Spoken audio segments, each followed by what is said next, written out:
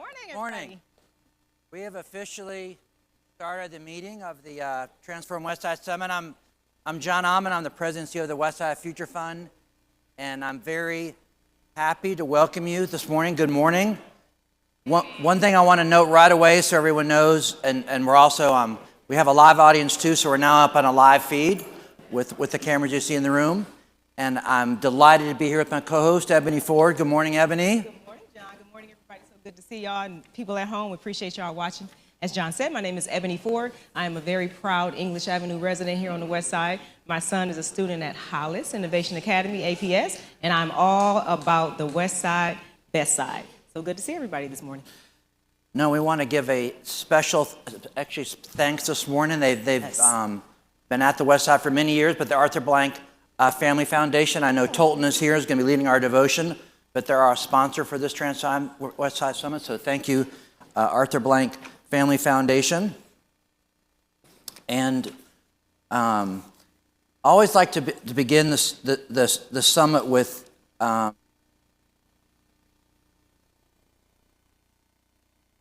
you're a first-time visitor to our Transform Westside Summit, and nothing will happen to you if you identify yourself. Don't be afraid. So you're a first time. So raise your hand if you're first time.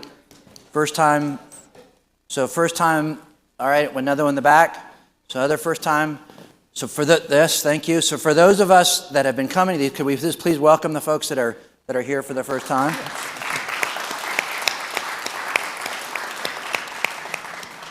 And just to review the program for this morning. One will be done by 9 o'clock. We are live. In just a moment, Ebony and I will say a few more remarks, but then we're going to move into a community devotion, which is always a part of our Transform Westside Summit. I'll say more about that in a second. And then after the devotion, and there'll be more people at that point also in the room, we're going to move into self-introductions to help build community. And then we're going to have a great conversation between some of our great not-for-profit leaders on affordable housing, talking about a collaborative approaches to affordable housing in the historic West Side, and we'll have some time for Q&A in the audience, and that'll be our program. So we're looking forward to it. Yes, we are. Definitely. It sounds like an incredible topic to dive into this morning. I was telling Rachel Carey, who I think we all know here. Don't look at her right now. She's still eating her breakfast. We don't want to interrupt her. Get her ready for the panel. I love when Westside Future Fund takes the stage, because I know it's going to be a very good conversation with a lot of good information. So I am very much so looking forward to the panel this morning, and I hope you guys are as well. And just a few kind of notes. One, we do a monthly e-newsletter. You can hit that barcode. So not only the work of the Westside Future Fund, but we love to lift up the work of all the great collaborative organizations working across the West Side. So please, if you have stuff you want us to highlight, let us know with our e-newsletter. And I know you're much better on social media than I am, so you can talk about.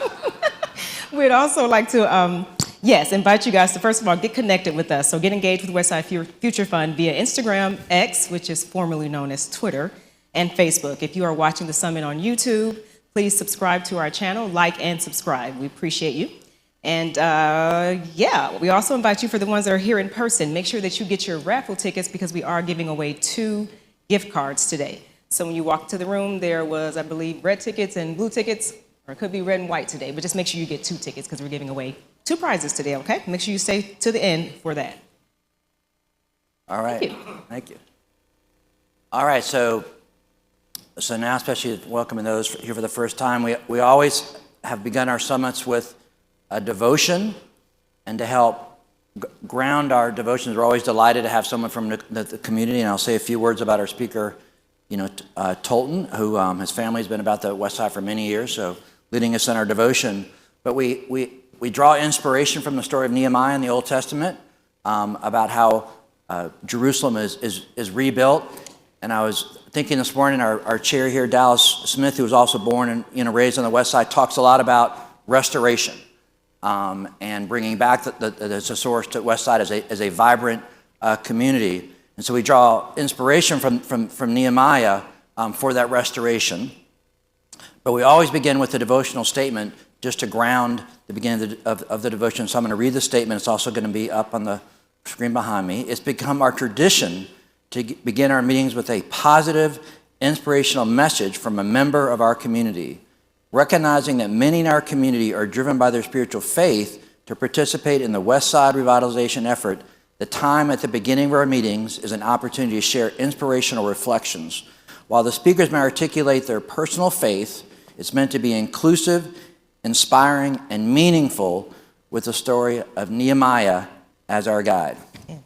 So, a few words about our speaker this morning. What I love about the devotions especially is when people from the community who have been motivated by their faith and have a long history on the West Side, give voice to our devotion. So I'm, excited Tolton you're doing this morning. I first met Tolton when he was working at the Home Depot, in the Home Depot Foundation, which has been an amazing supporter of the Westside Future Fund.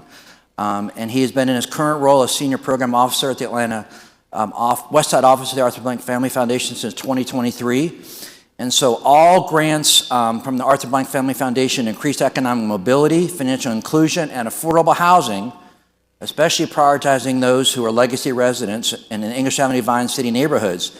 So all things in these neighborhoods from the Arthur Blank Family Foundation, Tolton is overseeing that. So we're delighted he's here. He's a native Atlantan, and as I said earlier, a third generation on the West Side. You always do have a positive, it's in my speaking notes too. He has a positive attitude, and he does.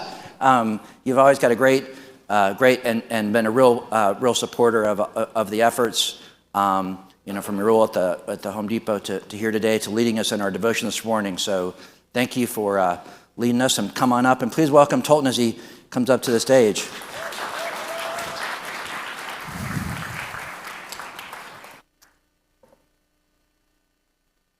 Good morning. All right, can everybody hear me okay? Yeah, good. You look great this morning. Give yourselves a round of applause for being here at 7:45 in the morning. Excellent, excellent. So I don't think anybody to this point has failed to stay within the time limit for devotion. So Dan, I'm going to do my best, as a traditional Baptist preacher to stay within the time limit and make it all work. Is that all right? Can we do that today? All right, good. So I'm excited to be before y'all today. I want to just kind of thank the Westside Future Fund and their amazing team. Let's give it up for them this morning. Thank you so much for the opportunity today. I want to also thank our amazing team at the Arthur M. Blank Family Foundation. We've got a couple of them here today, but also some tuning in online. So my Westside team, Casey Anderson, Danny Shoy, who's our managing director for the Westside and Youth Development. He's actually watching from Miami. He's at a conference, so he hates that he couldn't be here, but he's tuned in.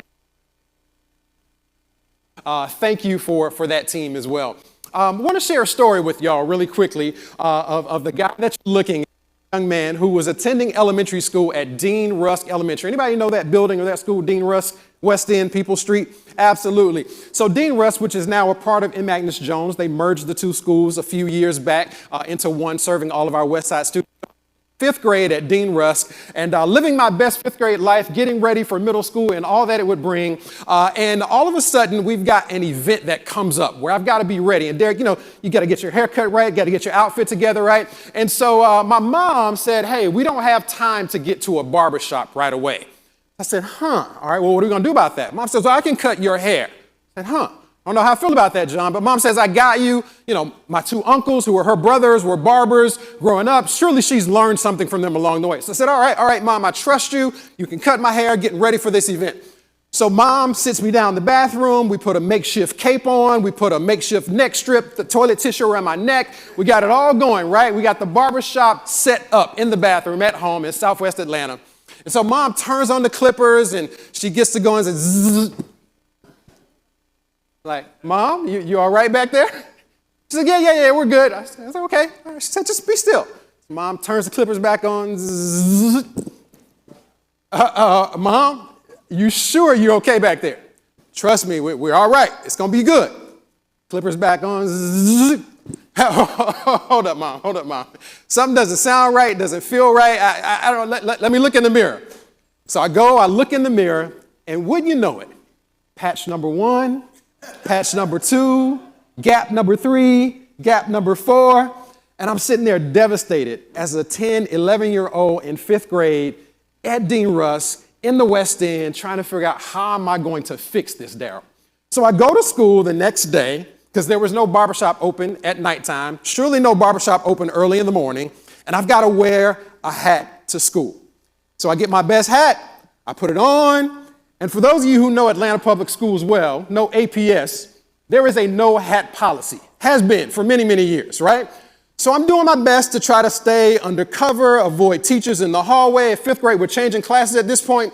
And so I'm sitting in the classroom, and all of a sudden I make it through period 1, period 2, period 3. I get to the end of the day, the very last period, Amanda, and I've made it through. I'm like, I'm almost home. It's almost 2:30. The bell's about to ring. And sure enough, sitting in Miss Hunt's math class, one of my friends says, Miss Hunt, Tolton has a hat on. Why did they do that? And sure enough, Miss Hunt, in her, leadership role, says, Tolton, I need you to take that hat off. Like, really, Miss Hunt? Come on. Tolton, I need you to take the hat off. You know the policy. And so in the middle of my class, a fellow 10 and 11-year-olds in the 5th grade in the West End at Dean Rusk, I removed my hat, and what do you think happened?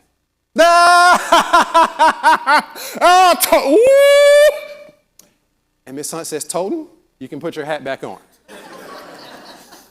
At that point, of course, the damage had already been done. There was no recovery. There was no making up for it. You couldn't take back the jeers, the Jones, as we used to call them, the dozens, all the insults. You couldn't take it back at that point. The deed was done. Why is that story important? Because in that story, I had an incident where I had some gaps. I had some things that became exposed. I had some things that I tried to cover up on my own so that others wouldn't see it, so that others wouldn't make fun of me, so that others wouldn't point out the deficiencies or what I thought things that were missing in my appearance, right? And it reminded me of the Nehemiah passage that's our foundation for our devotion here at the Westside Summit. And I'm drawn in particular to the verse in Nehemiah that says this. It says, but when Sanballat, Tobiah, and the Arabs and the Ammonites and the people of Ashdod heard that the repairs to the Jerusalem wall had gone ahead and that the gaps were being closed, they were very angry. When Nehemiah and the crew tried to close the gaps and repair the wall, others became angry. Kind of like when I was sitting in that classroom and they saw my gaps and I tried to cover them and they pointed out what was missing and what wasn't right and what didn't seem good and what didn't fit their perception of what a good image should be. And the reason why I'm sharing both of these stories today, my personal 5th grade story about covering up gaps from a botched haircut that my mom tried to do, and the Nehemiah story about repairing gaps in the wall, is because growing up in the West Side, folks would often tell me, tell my mom, tell my family, there's a gap in your life because of where you come from. Your son is a young black male being raised in a single-parent home. Father passed away at the age of 11 when you were in that same 5th grade year that I just talked about. Grandmother had Alzheimer's for 10 years and had to help care for her as well. There are gaps in your life, young man. And so what I want to share with you today as we kind of bring this to a close, you're like, well, how does all this connect, Tolton? How does this do anything for us here at the West Side? You see, when people pointed out gaps in my life being a product of the West Side, God allowed me to say, no, those are not gaps. Those are windows. Those are West Side windows. And so today I want to encourage you that as we talk about the revitalization and the rebuilding of the West Side, that anytime someone points out a gap, points out what they think is a deficiency, what they point out and think is a missing resource, is a lack of something, you tell them, no. That's not a gap. Don't you point. Don't you get angry. Don't you jeer. Don't you jest. Don't you talk about the history unless it's positive, but it's a West Side window. And I'll close with this.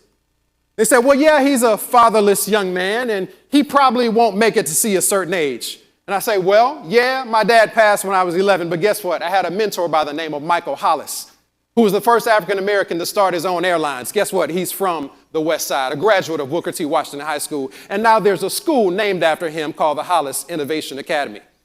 When they said, well, you know what, Tolton, there are no good schools, no good teachers in the West Side. Why is your mom sending you to those schools? Surely she could send you somewhere else. I say, well, The West Side has amazing teachers. How do I know? Because my grandmother worked at Bethune Elementary in Vine City. How do I know? Because my aunt, Loretta White, worked at Kennedy Middle School for over 30 years, which is now Hollis Innovation Academy. So when they tell you there are gaps, no, you say, no, those are West Side windows. West Side windows of opportunity. And when they tell you, well, the dropout rate is high for young black men coming from the West Side, and you say, well, no. I've got aunts and uncles. As a matter of fact, there are about 9 of them who all graduated from Washington High School. When they tell you, well, the likelihood of you going to college as a young black male from the West Side, no, that's a gap for you. I say, no, that's a West Side window of opportunity. And I graduated from the West Side school known as Douglas High School. S-class valedictorian. Last but certainly not least, when they point out your gaps, you tell them, no, they're West Side windows of opportunity. And why do we do that? Dan, because we know Scripture tells us what God does with windows. It says God will open up the windows of heaven and will pour you out a blessing that you won't have room enough to receive. So you tell them about the West Side windows. You tell them how God is blessing the West Side. You tell them how God has never left the West Side. You tell them how the West Side is on the rise. And there is a window for all of us. Amen? Amen.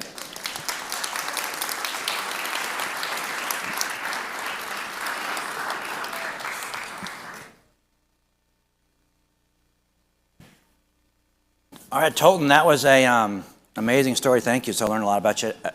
I didn't know. And for me, what I really heard, in your story, was also when people call out for your gaps, you don't feel like you're part of a community. Like I don't belong here. And I think one of the things I really appreciate about these Transform Westside Summits and the way you lay devotion is, despite our, building community together with a shared vision, and that just by showing up, we're enough. And back to the statement we have here, a community Dr. King we proud to call home. And it's what our spirit that makes us great. And how we all lean in each other as a community. So thank you for that inspirational story this morning. So let's say thank you again this morning for Totally Instant Devotion.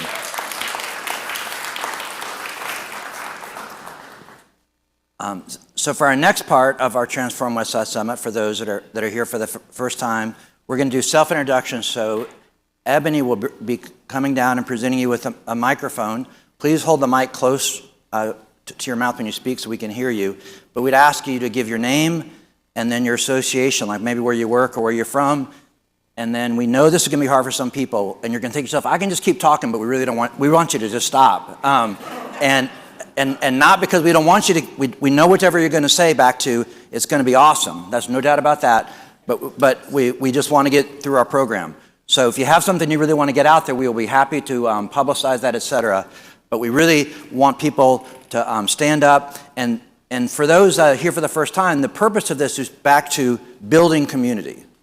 So we're building community. One way we build communities by getting to know each other so we can have associations. And we love for people after these Transform Westside Summits to get to know each other better, because it's by coming together that we can do great things on behalf of this community. So Ebony, we'll start, and we'll move on down through the room. Okay, thank you, John. We'll start right here. I also ask if you can please stand up so that you can be captured on one of the cameras about the room, okay? Ready? Good morning. My name is Candice Jordan, and I am the Chief Development Officer at Atlanta Habitat for Humanity. Good morning and happy Friday. I'm Ashani O'Mard, Senior Vice President of Strategic Housing Investments at the Atlanta Neighborhood Development Partnership. Hey, good morning, everyone. Rachel Carey. I'm the Chief Real Estate Officer at Westside Future Fund. Hey, everybody. Amanda Rhein. I'm the Executive Director of the Atlanta Land Trust. Happy Falcons Friday, everybody. Woo-hoo. There we go. Yeah, all right. Good morning. Tolton again, Arthur and Blank Family Foundation. Good morning, everyone. I'm Derrick Jordan, Vine City resident.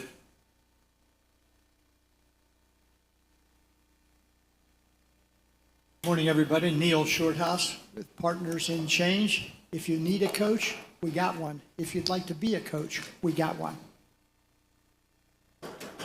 Hi, Halem Malomag, Woodruff Arts Center. Good morning, Todd Herman, representing the Bobby Dodd Institute. Good morning, Charity Johnson, representing Atlanta Habitat for Humanity. Hello, everyone. My name is Marino Walker. I'm from New Orleans, Louisiana. I'm the partnership manager at Booker T. Washington High School.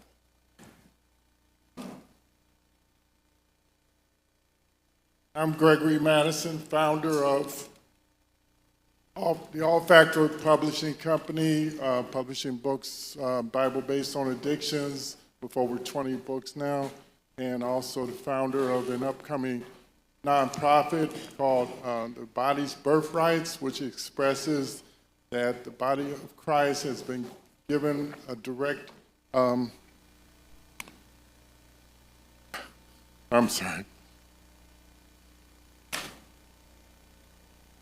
is able to lead people directly from the darkness of addiction to the light of Christ. Thank you.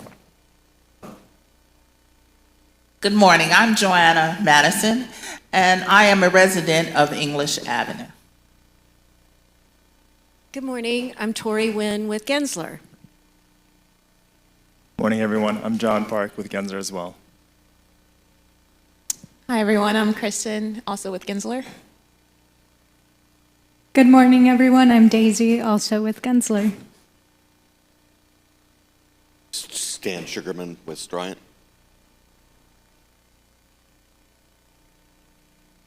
Good morning, everyone. My name is Bengsi Akuchu, and I'm with Gensler as well. Good morning. My name is Matt Pearl. I run a video production service for nonprofits called Pearl Impact Media. Good morning, Daryl LeSure, Morris Brown College. Ross Cathy, and I'm covering up my gaps. Good morning, Evan Karanovich, Chick-fil-A. Good morning, I'm Joseph Marcos. I'm an independent real estate developer and home health aide for the elderly. Thank you. Good morning, I'm Pam Shelton, Vine City resident. Good morning, everyone. My name is John Sidney, and I'm with Grove Park Renewal.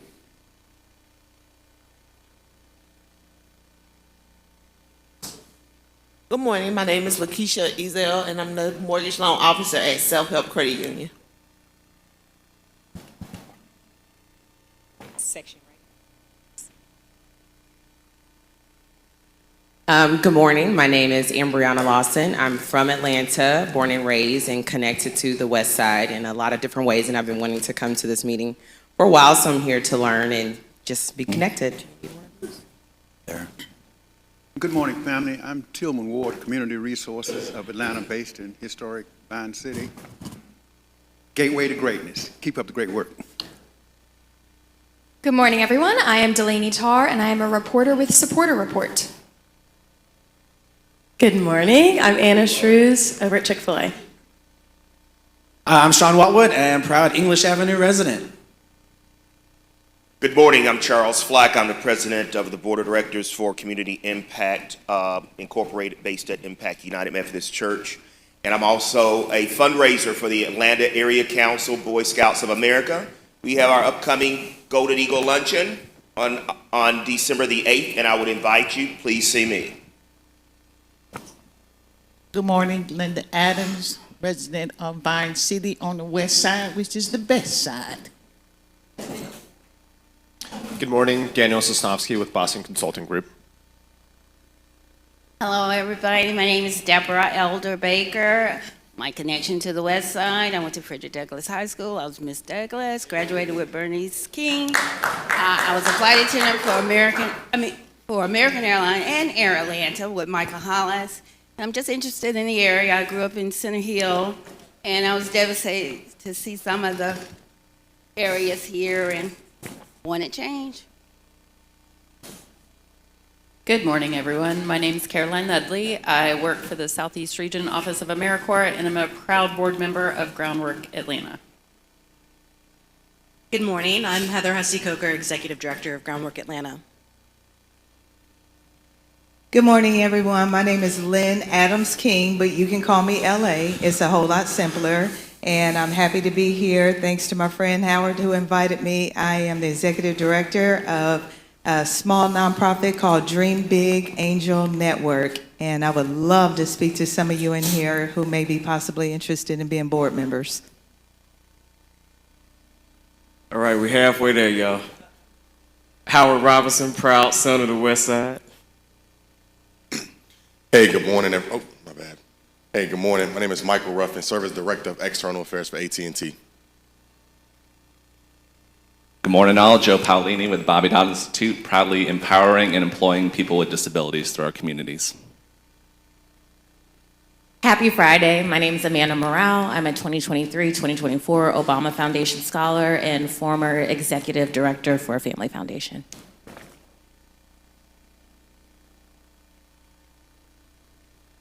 Good morning, everybody. Happy Friday. My name is Vince Lucier. I am a native Atlanta, Westside, Douglas High School also. Proud resident of Just Us Neighbors, the oldest black neighborhood association in the state of Georgia, Johns, and a participant at MPUT, the best MPU in the state, in the city, and first time here. Yes, in the city.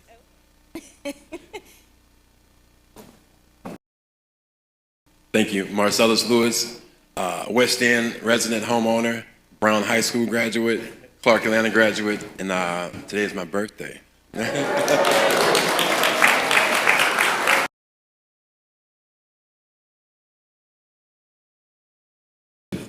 T. Dallas Smith, I'm proud chair of the board for the Westside Future Fund, and I'm also from the Westside, Hunter Hill to be exact.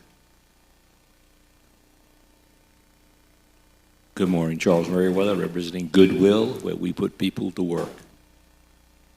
Hello, everyone. LaRon Rogers. I'm a real estate broker with Rogers Real Estate, graduate of Morehouse College. How you doing, everybody? My name is Trent Parrish. I'm an affordable housing provider here on the West Side. Good morning, everyone. I'm Helen Nicole Ransom, and I am a Clark Atlanta graduate as well, associate broker with Coldwell Banker. Good morning, everyone. My name is Lamar Golar. I'm also from the West Side. Grew up in the Turner High School, the best high school on the West Side.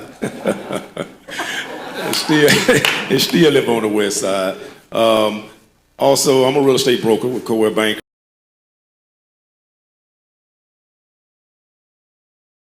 I was part of the transition for Park Place South condominium, the whole ordeal over there where they converted Lakewood Village Apartments, where Mayor Shirley Franklin was the mayor.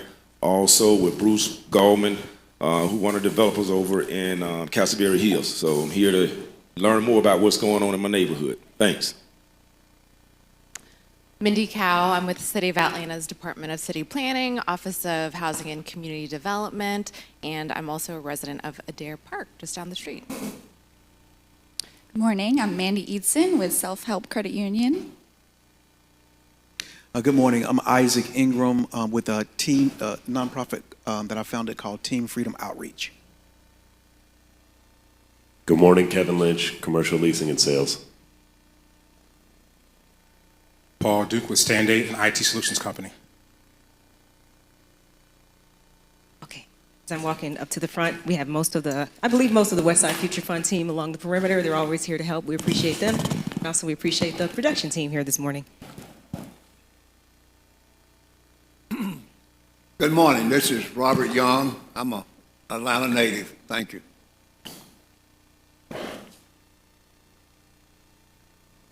Good morning, everyone. My name is Muriel Murphy, and I'm a resident of the West Side. Good morning. Happy Friday. My name is Cassandra Kirk. I am honored to serve as your Chief Magistrate Judge in Fulton County. And I'm Laura Hearing, here to learn from you. I'm a co-founding board member of the Grove Park Foundation for 8 years. Background as an architect. Good morning. Good morning. My name is Matthew Coleman. I'm Go Buckeyes. Don't shoot me on the way out.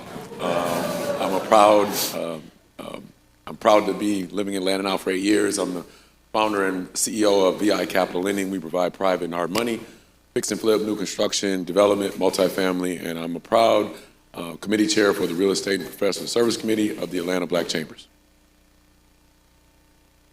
My name is Kiana Collins. I am an alumni of Clark Atlanta, and I am a relocation specialist with House Tours of Atlanta, and I'm here to see how I can give back to my community. Hi, everybody. I'm Jennifer Barlament, and I work for the Atlanta Symphony. And I'm Dan Cathy, and I'm auditioning later today for the trumpet section of the Atlanta Symphony Orchestra.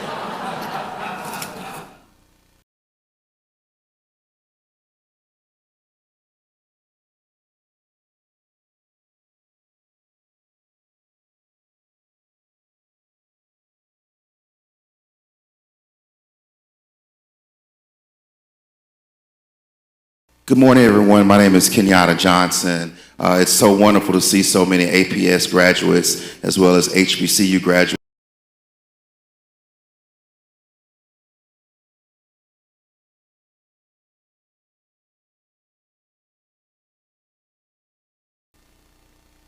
Good morning, everybody. My name is Tom Brown, and I'm a real estate investor.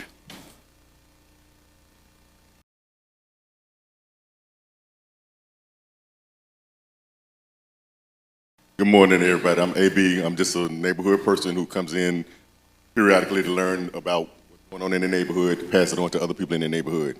And I thank y'all for helping us because we do well now. Good morning, everybody. My name is Kenneth Brown. I'm an associate broker with Weicker Realty. I'm also getting back into local politics, so love to just, talk to people, see what the community needs, and lend my hand. Good morning, everyone. I'm Trevor Gunter, English Avenue resident. Good morning, Rue Gunter, also an English Avenue resident.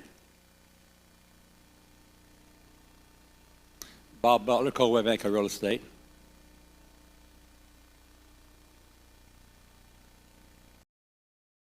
Hello, my name is Keitra Bates, and I'm the founder of Marty's Kitchen.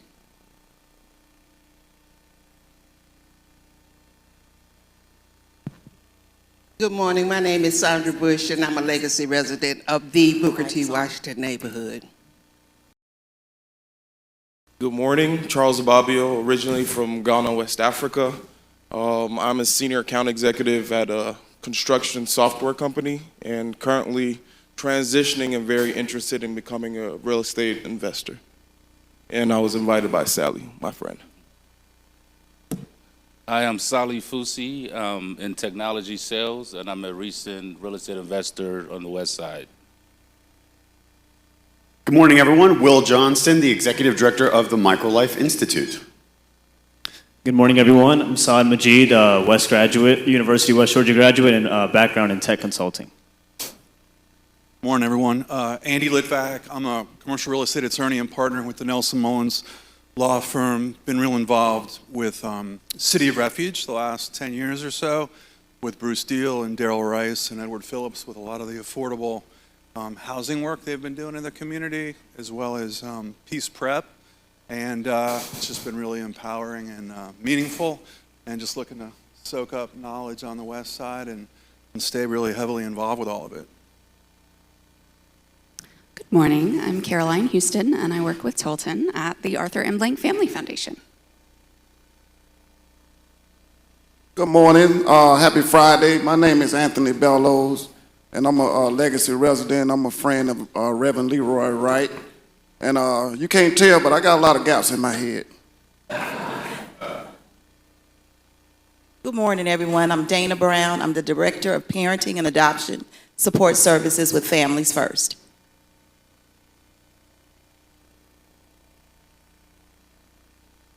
Good morning, everybody. My name is Frank Morales. I am with BGK Holdings and the proud, obedient husband of my wife, beautiful wife over there. Here to learn. Thank you. Glad to see you. All right, you guys, give yourselves a round of applause.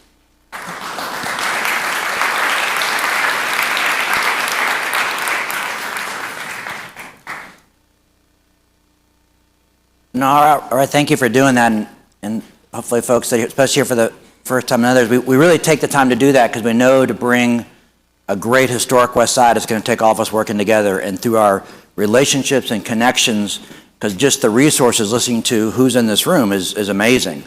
And so would encourage people to follow up on those relationships, and thank you for taking the time to do that. And I'm going to do a quick introduction for our panel so we can get right to the discussion this morning.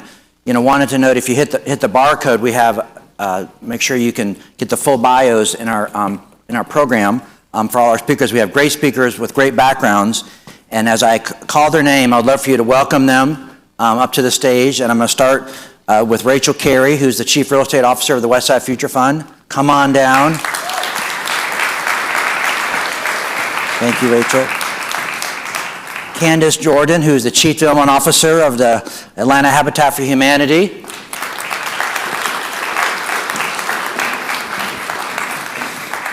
Ashani O'Mard, Senior Vice President of Strategic Housing Investments, Atlanta Neighborhood Development Partnership. Thank you. And Amanda Rhein, the Executive Director of the Atlanta Land Trust.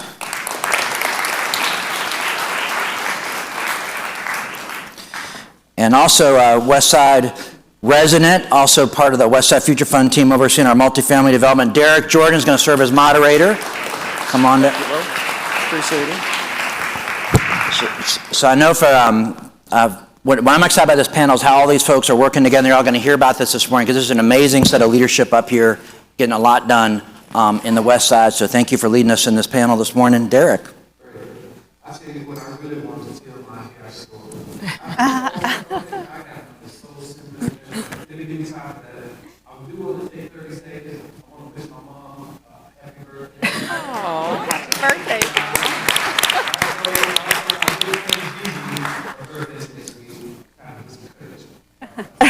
Nice. So I want to start out with a couple of questions. Rachel, my good friends, I'm going to get up first. We're going to go straight into the question. Go for it. How does the Westside Future Fund work with other organizations to create affordable housing opportunities on the West Side? First one. Second part, can you give us examples of these collaborations? Yeah, they're sitting right here on stage, as a matter of fact. Yeah. You know, like, so you know how the mayor says Atlanta is a group project? Well, that is no more, there's nowhere that's more true than here on the West Side. Because, you know, Westside Future Fund, we're a pretty small organization.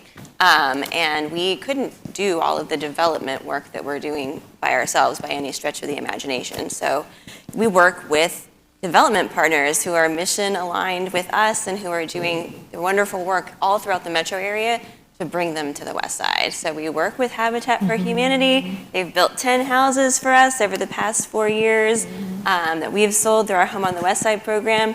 Atlanta Neighborhood Development Partnership, we're just wrapping up a 20-home New Markets Tax Credit Partnership for home ownership.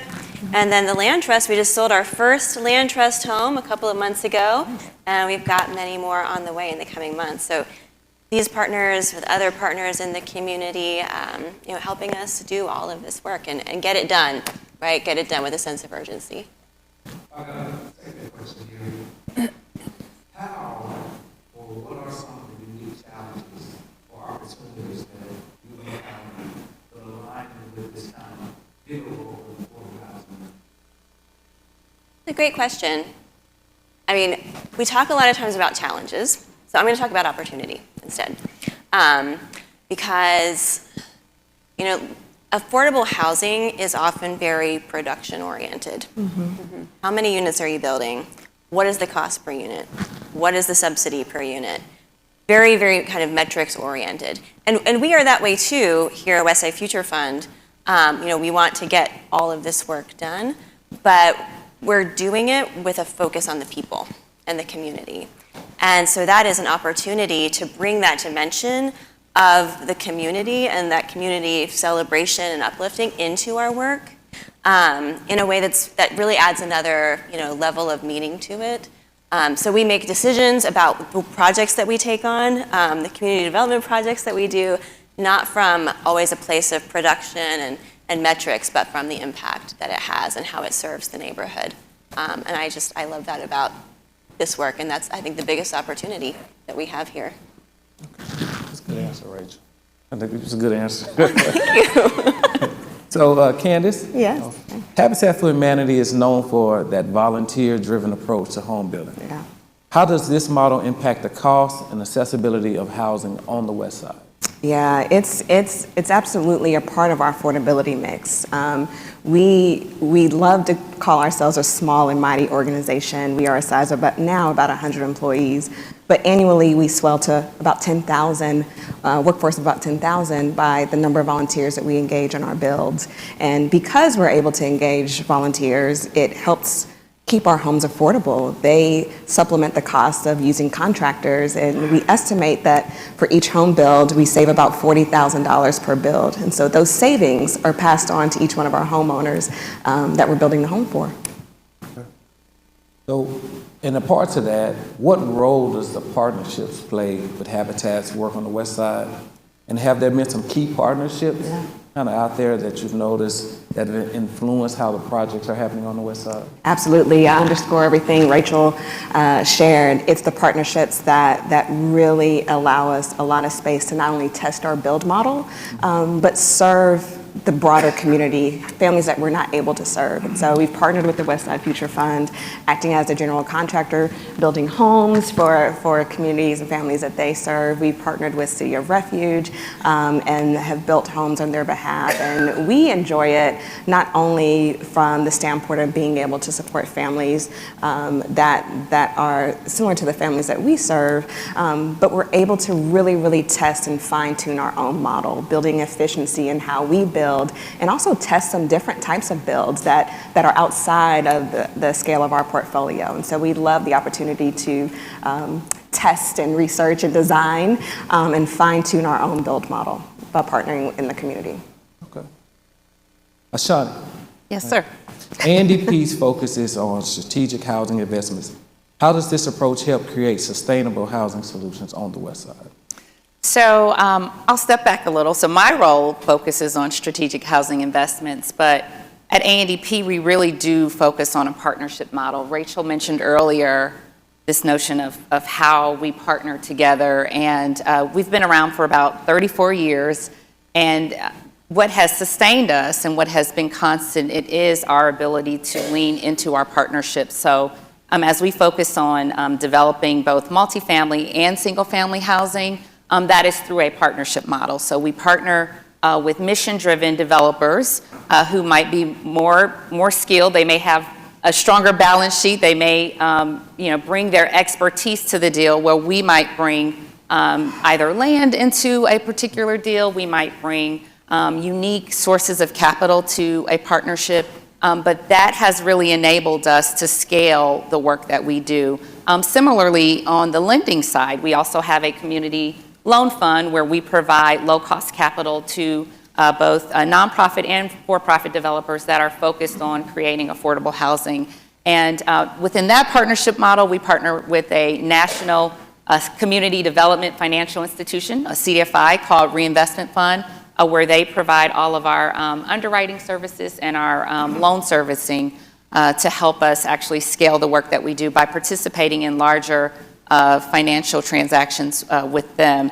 But also, just going back to this partnership model, we have to think about the partnerships that we bring on the capital side. You know, when we enter into any sort of development opportunity, we are very creative in leveraging not only philanthropic dollars, but we also secure New Markets tax credits, for example, for our homeownership opportunities, which is a very unique use of New Market tax credit transactions. I will not bore you with all of the mumbo jumbo of the world of affordable housing, but that is a huge innovation because it allows us to bring a unique subsidy to the development costs. It also allows us to bring more down payment assistance. So when we think about how we do this work, particularly on the West Side in partnership with Westside Future Fund, the thing that we focus on is how to bring the cost down. On average, you'll find a median home sales price here in Atlanta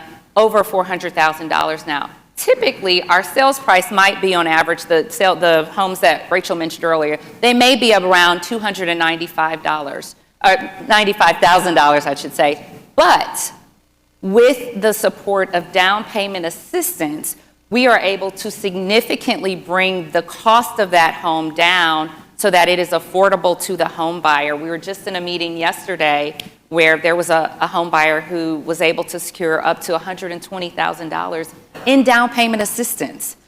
I had never heard of that until yesterday. That was a I record. promise you. It really this was. is a true story, and we should clap for that. We need to find that. That is significant. Huge.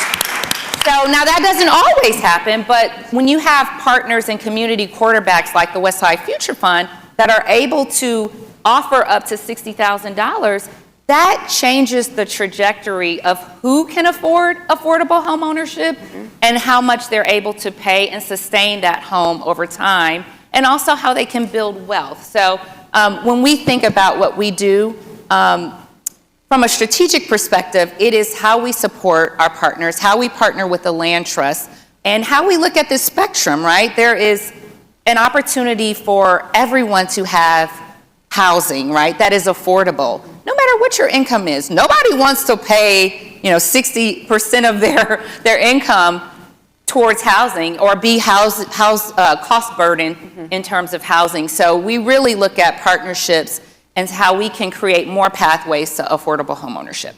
Oh, you said something very important there. You said that average price of housing is $400,000. Yep. Right? And then one person in particular just had to get $120,000.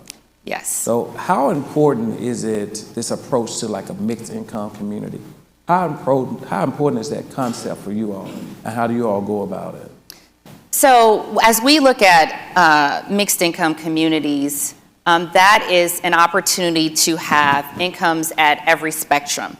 That at the core of neighborhoods, that is how neighborhoods thrive. That is how we also look at stability. So when you think about what a home buyer or what a renter or a resident needs in order to thrive, it's being in a neighborhood where you're able to walk the neighborhood, where you're able to take advantage of access to transportation, access to jobs, access to groceries, access to banks.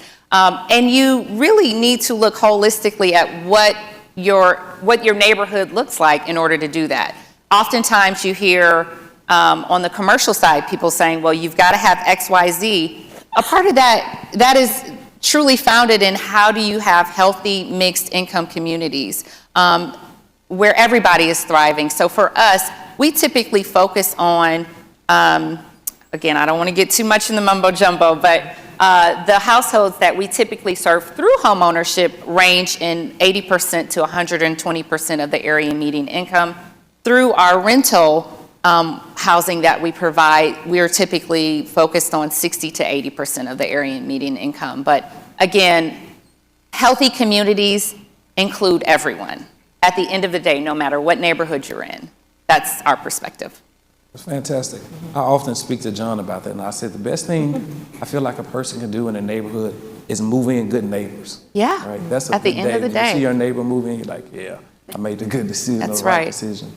So for Amanda, the Atlanta Land Trust uses a community land trust model to support long-term affordability. Could you expound on that, and in particular, how that plays out on the West Side? Yeah, absolutely. So the Atlanta Land Trust is working to create and preserve permanently affordable housing to support inclusive and equitable communities across the city, but specifically on the West Side as well. And what differentiates us from other nonprofit affordable housing developers is that we operate as a community land trust, which is a special type of nonprofit organization.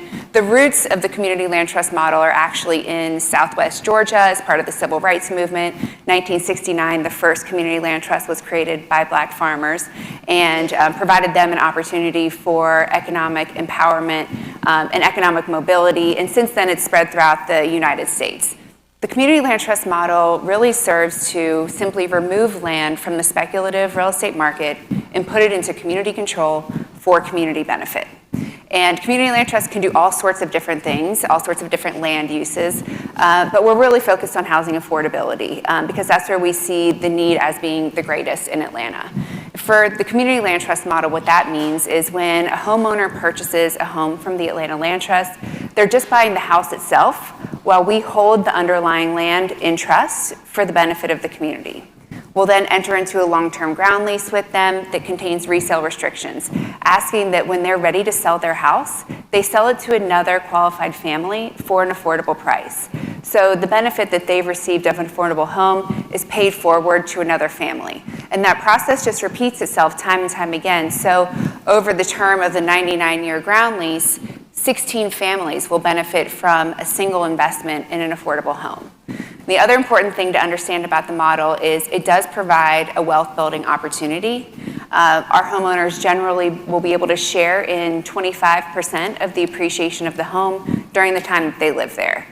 But we want to make sure that when they sell the home, it's affordable to the next family, so we're trying to limit that. And it's really striking a balance between that wealth creation and the ongoing affordability of the home. That's great. I think for the most of us who've been doing affordable housing some time, there was always this kind of hustle and search for federal funding to do projects. But for you, Amanda, specifically, how important has philanthropy been in doing housing work now? Say the Arthur Blank Foundations, other foundations that are now coming to the table to help do affordable housing. How important has that been? Yeah, it's absolutely critical for us. You heard Ashani talk about the cost of building a home. We have homes right now that we're working on the west side. One is going to sell for about $130,000, and then several others are going to sell for about $170,000. So that's over $100,000 in subsidy that is needed in order for us to achieve those affordable sales prices. And the federal government is not providing that money.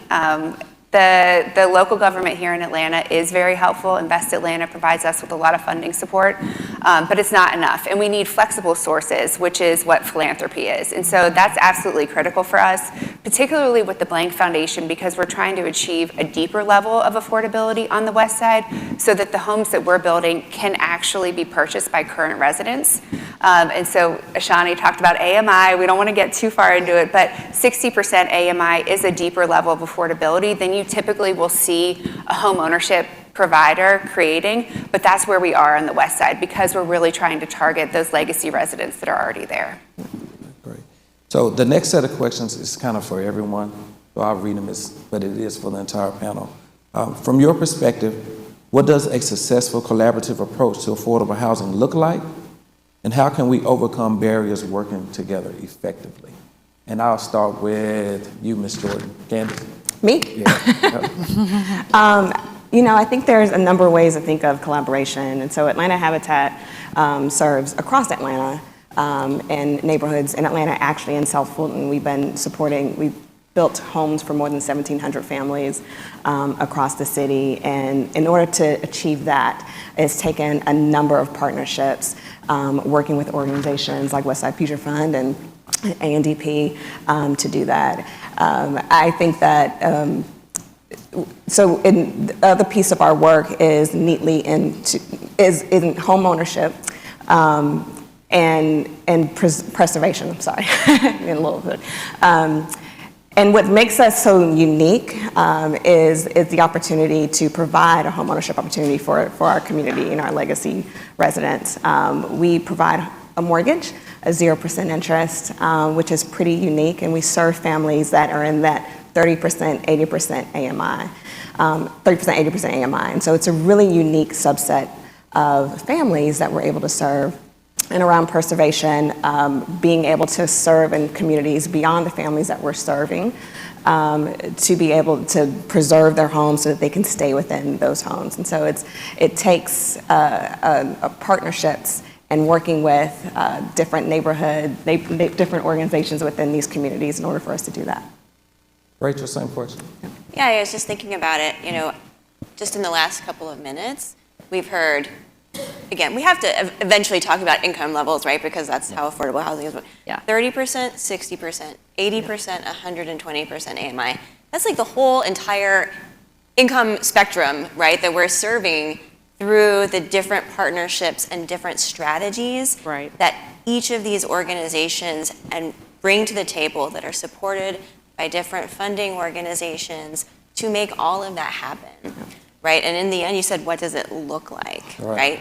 It looks like a thriving neighborhood is what it does, because it means that there's a room for everybody, right? There's an affordable rental opportunity. There is an entryway to home ownership. There's maybe your next step up in home ownership with the equity that you've earned from that first home.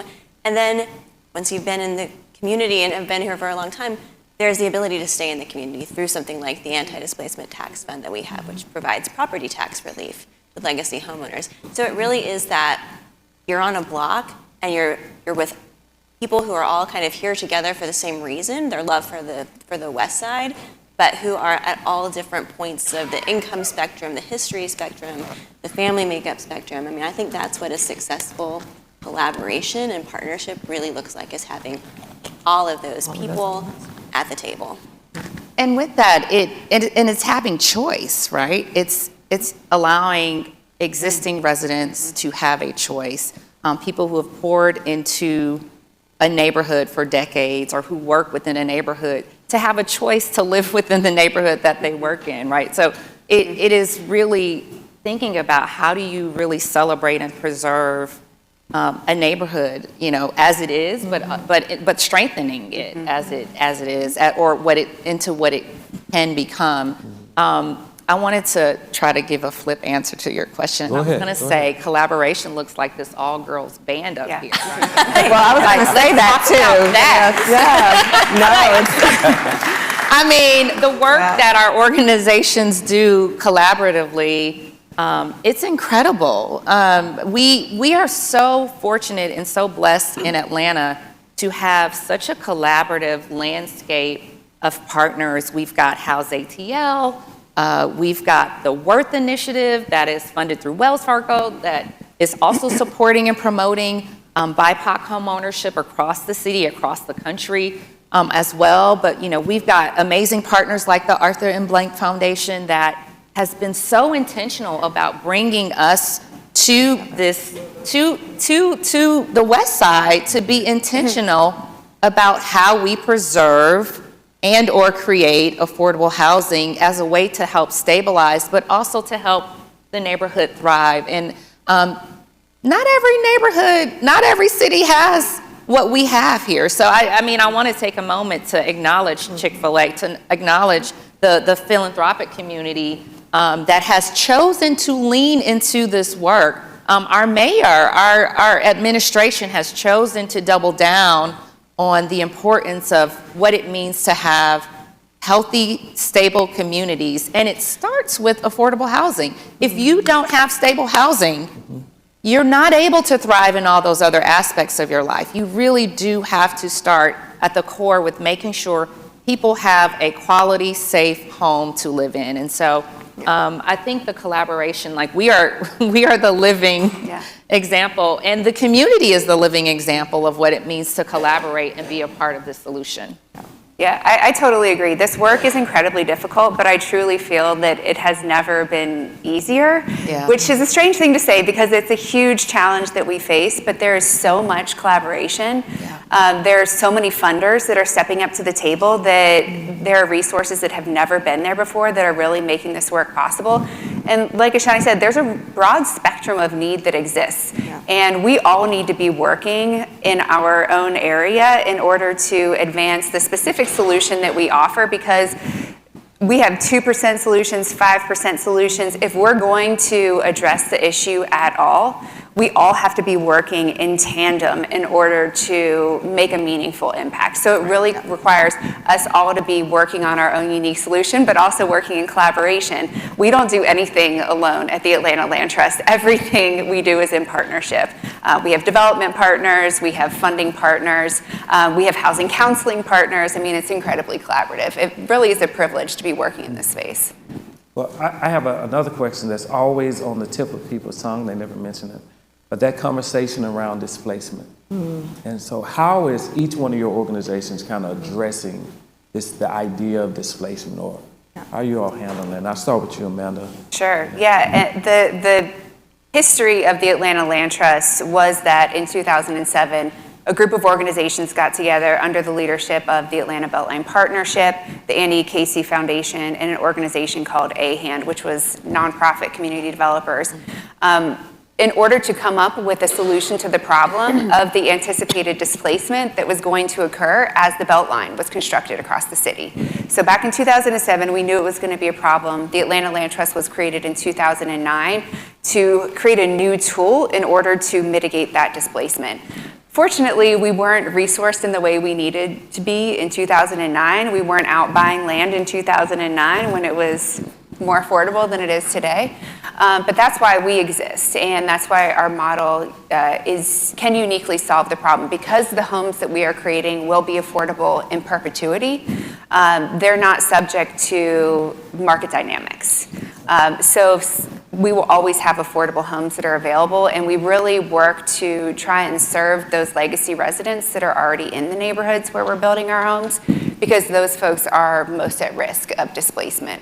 So if somebody's renting, maybe we can offer them a homeownership opportunity that is even more affordable than the rent that they're paying, and then they won't be subject to rental increases or an investor who owns their property and decides to cash out and they get kicked out of the neighborhood. So Ashani, for ANDP, what? Yeah, so I'll answer it in a couple of ways. I mentioned earlier that we focus both on multifamily as well as single-family housing. Within that single-family space, our highest and best mission certainly is through home ownership. But the other thing that we've been doing for the past couple of years now is scaling our single-family rental portfolio.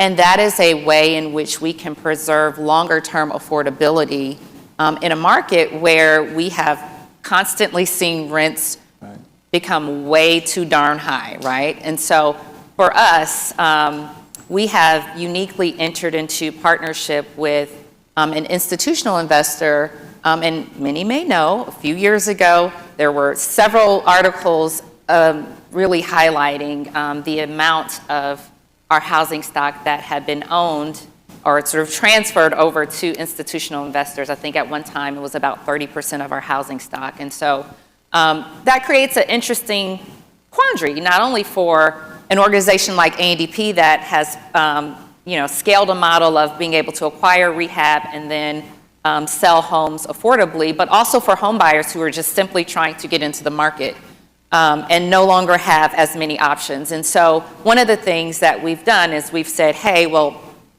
y'all have a whole lot of homes, some which you're trying to dispose of, and you have amazing technology, amazing algorithms that can help us identify homes that we can purchase, but not only have a first look at purchasing, but also purchase at a discount, and then we can take those homes, rehab them, and then bring them back into the market as affordable homeownership opportunities. So that is something we've been actively scaling with an organization called Pretium.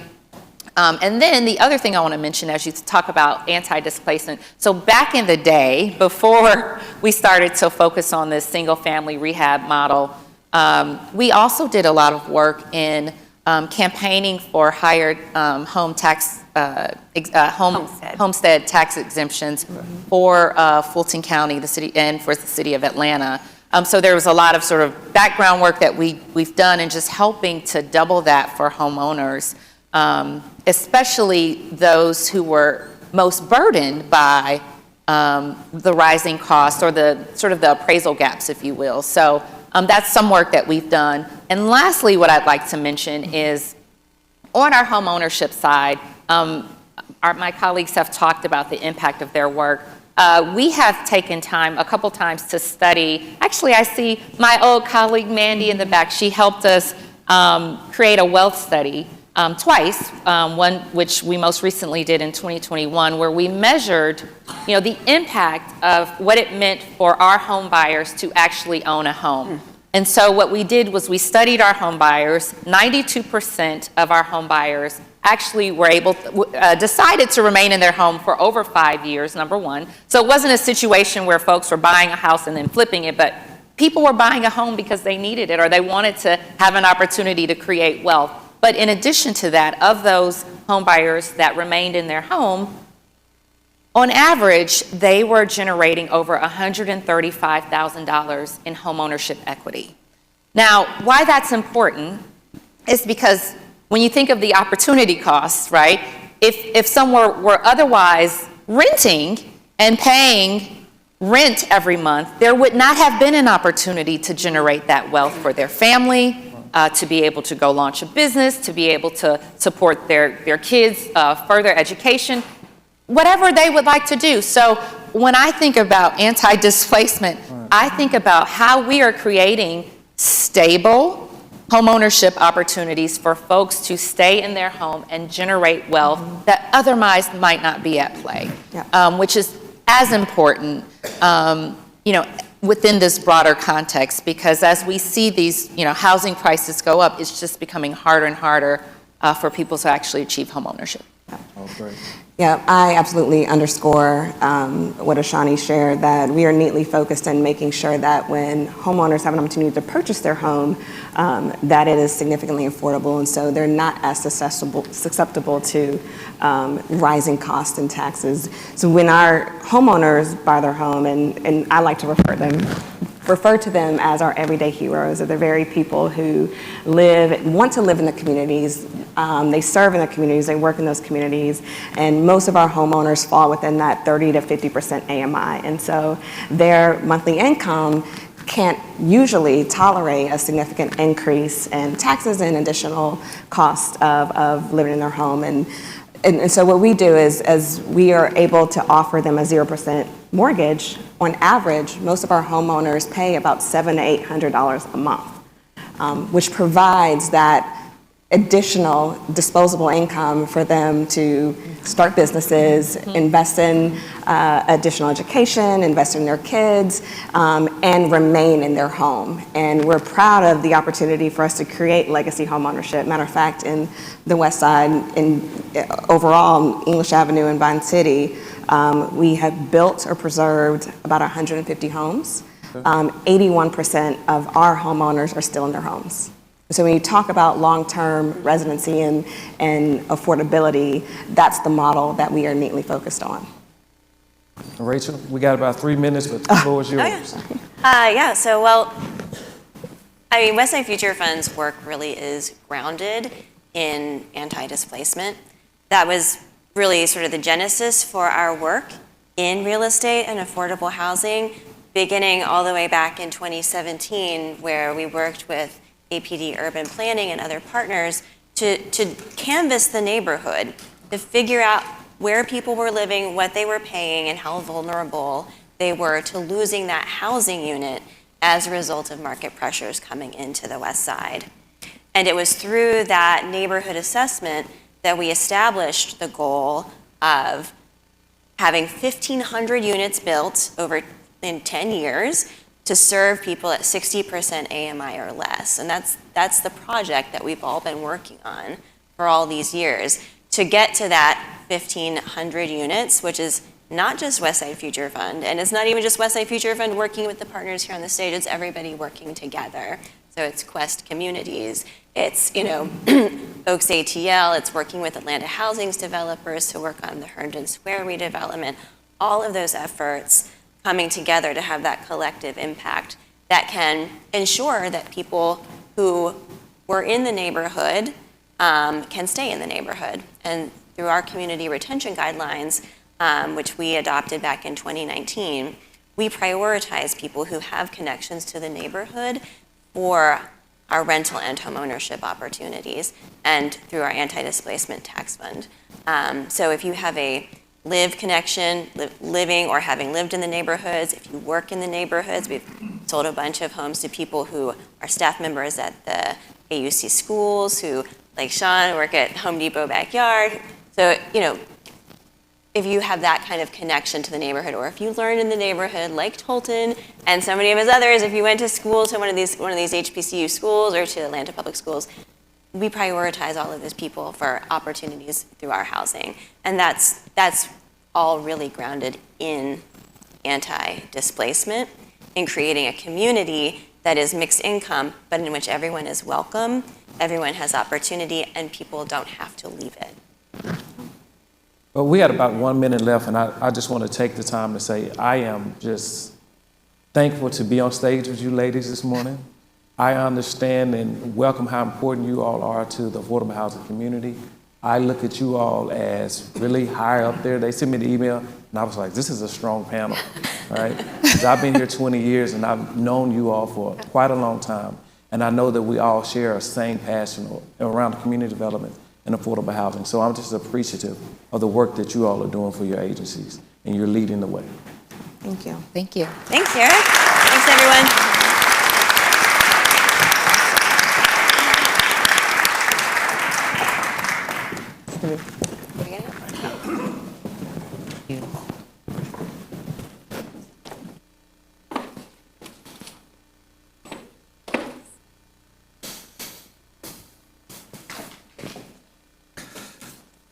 All right, that was an awesome panel discussion. Thank you, and really, proud of the collaborative work. One of the great, honors with working with the Westside Future Fund is, witnessing this work, and also what's really exciting is the kind of collaboration you heard discussed, the focus on the anti-displacement, the layering of, public funds, philanthropic funds. We've got a new national model.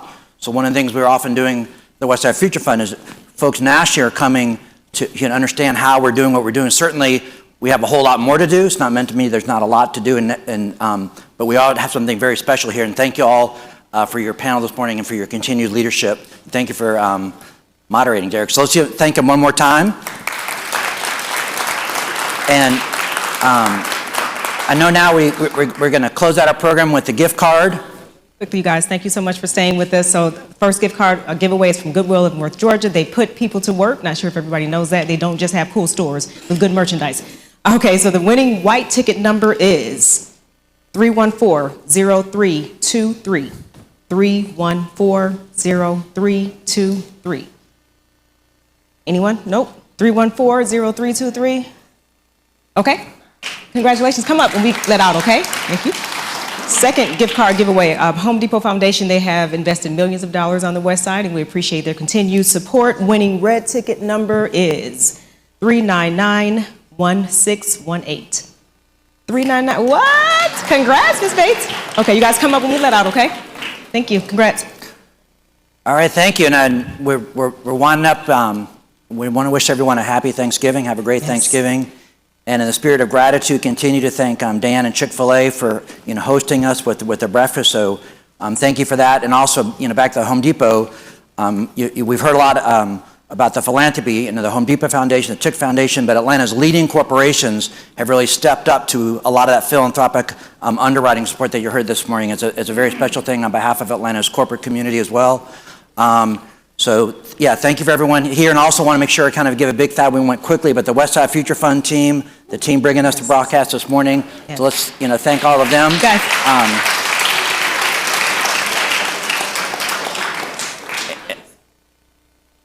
I'm sorry, Sonia's trying to. Oh, and then one last thanks to the Arthur Blank Family Foundation for hosting us this morning. Thank you, Tolton, and thank you for leading us that great devotion. Yes. Very much apprecited. And hope everyone has a great Thanksgiving. Sorry, thank you. We want to good. How you doing? They got me hot. Hot mic.